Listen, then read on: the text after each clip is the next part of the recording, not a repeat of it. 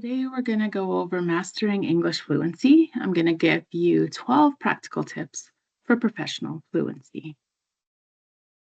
The learning objective here is that you're going to shift your mindset from the language study to skill building. So, we're not just going to focus on studying grammar and writing and reading, we're going to improve our skills, specifically in speaking. We're going to apply the repeat and upgrade method to professional speech, and to implement strategies to make us think in English and reduce the translation in our heads. We're also going to build a toolkit of phrases related to business and high impact habits.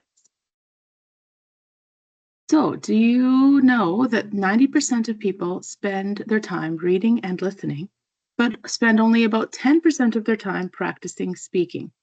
We treat English like a subject, like history or math, instead of an actual physical skill like swimming or driving. Fluency is actually a muscle. You cannot read your way to a stronger bench press, and you can't listen your way to a fluent tongue. Speaking is a skill. So when you shift your mindset and think of it as a skill, just like running, you need to practice actually running, physically running, in order to improve your running, your speed, your ability to run farther and faster. Same with English. You don't want it just to focus on your reading and writing. You want to actually focus on the flow and the communication rather than perfecting your grammar. So if the listener can understand your overall meaning and what you're trying to say, you've succeeded. Don't stress about the pronunciation and the grammar and the little things. Tip number 2, repeat and upgrade. So this is the fastest way to bridge the gap between basic English and professional English. So you repeat a sentence that you've heard, whether it's in a podcast, whether it's in the news. Say that sentence and then upgrade the sentence by adding a few more additional words, maybe adjectives or adverbs, to add some precision or a professional tone. For example, if you hear the sentence, the sales went down, upgrade it to, we saw a slight decline in sales. So we know that decline is a more professional word. It means the same as down. And we said it we can say it in a more advanced way by saying we observed a negative variance in sales performance. So now we've added a lot more professional English words that made the sentence sound a lot better. So just practice taking a basic sentence and upgrading it. So let's check your understanding. Which of the following is an example of upgrading a sentence? The sentence is, the meeting was long. Take a look at your options. And the best way to upgrade that one is number 2, the session was quite lengthy and detailed. So here we use session instead of meeting, and we used some more descriptive words like lengthy and detailed. Tip number 3, we want to try thinking in English. So hesitation occurs when you're trying to translate from your language into English in your head. There's always that pause where you're trying to figure out how to translate these words. So in order to practice this, start narrating your life. So as you are cooking, describe your actions. Okay, say I'm boiling the water, I'm adding the noodles, I'm going to boil them for 5 minutes until they are soft, and then I'll add the milk and butter and the cheese powder. My macaroni and cheese should be ready in about 10 minutes. So just describe whatever you're doing. I'm driving to work, I should arrive early, I hope there isn't traffic. Just say everything that you're doing out loud. Another thing you could do is state your intentions. So for example, I need to follow up with this client. So whatever you're thinking in your mind, say it out loud. Remember, the speed comes later. Focus on eliminating the translation. So you don't want to translate. So just focus on that. Don't worry about perfection at this time. Tip 4, we're going to learn some go-to business phrases.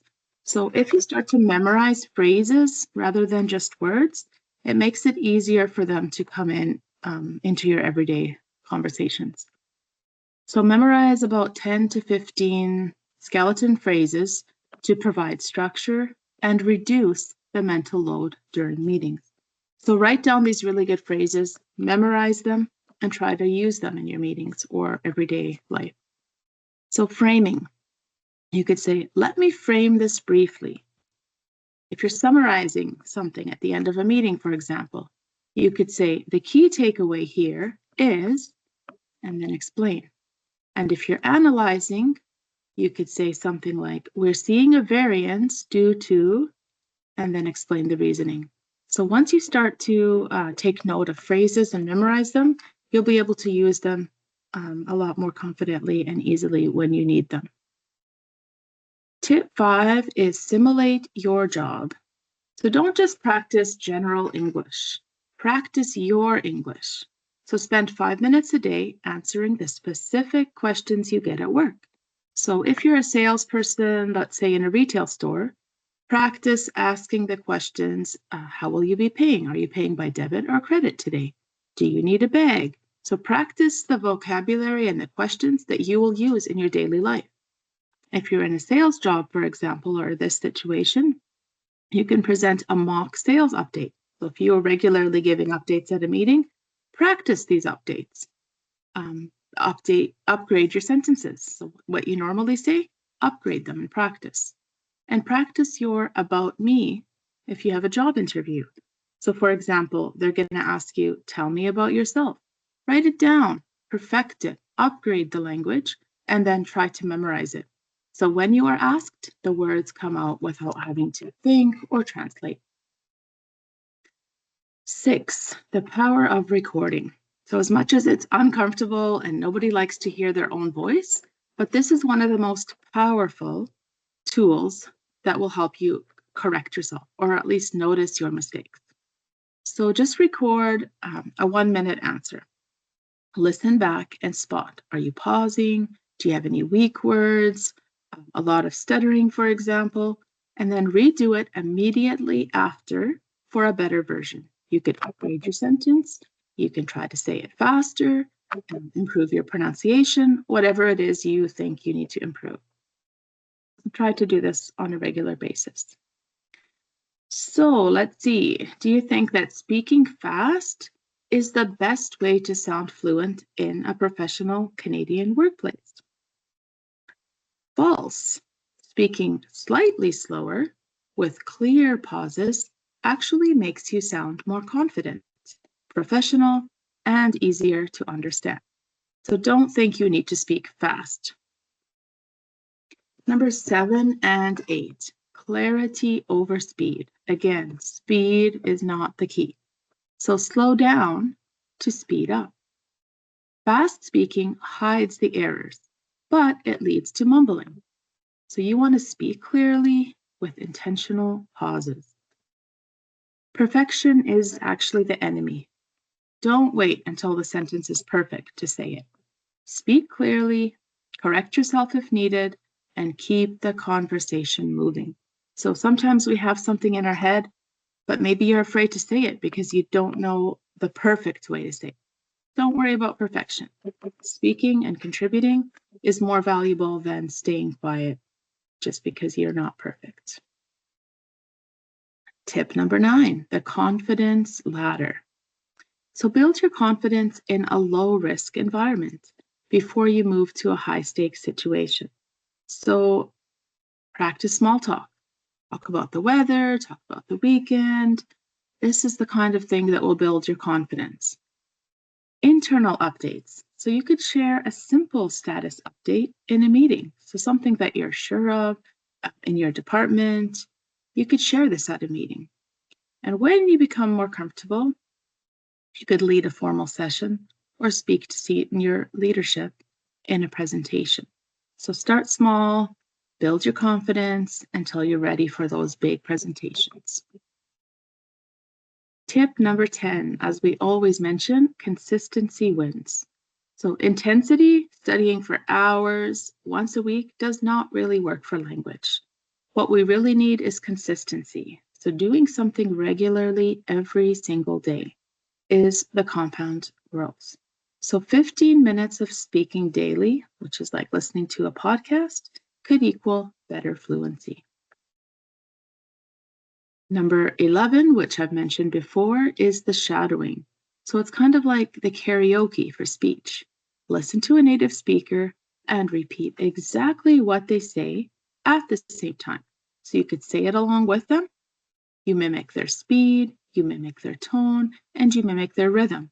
If they pause, if they go up or down with their speech, make sure to imitate the same way that they're speaking.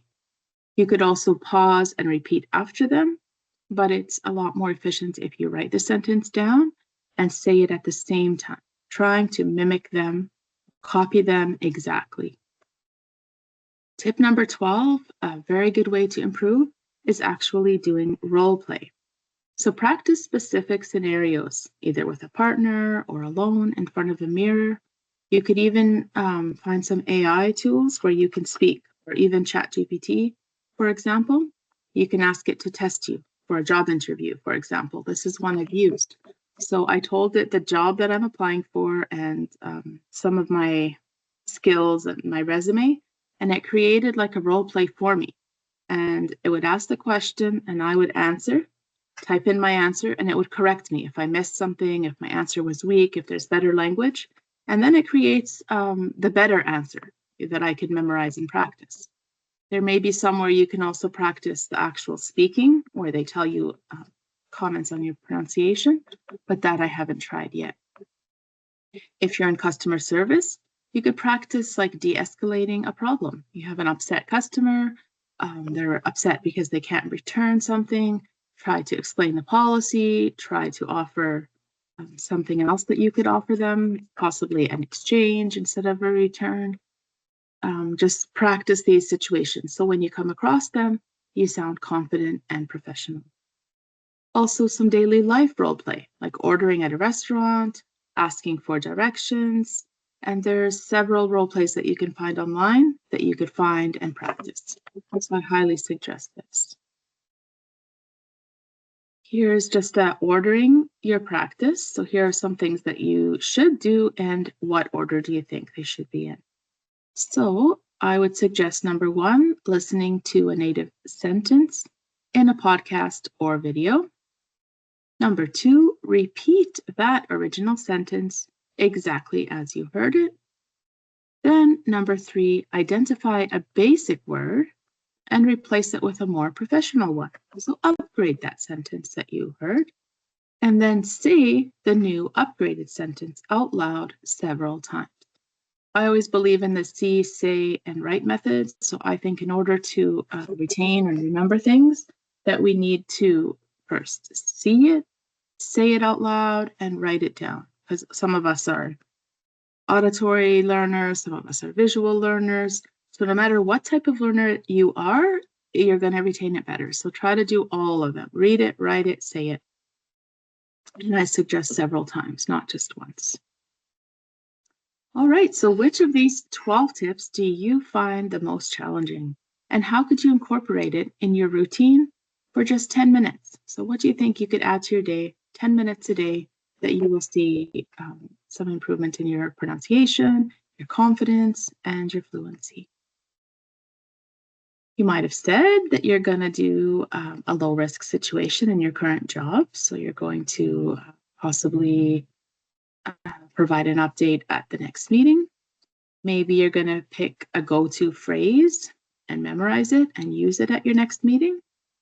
Or maybe you're going to pick a 15-minute block, you're going to schedule it in your day, and you're going to use it for training your speaking rather than just studying English.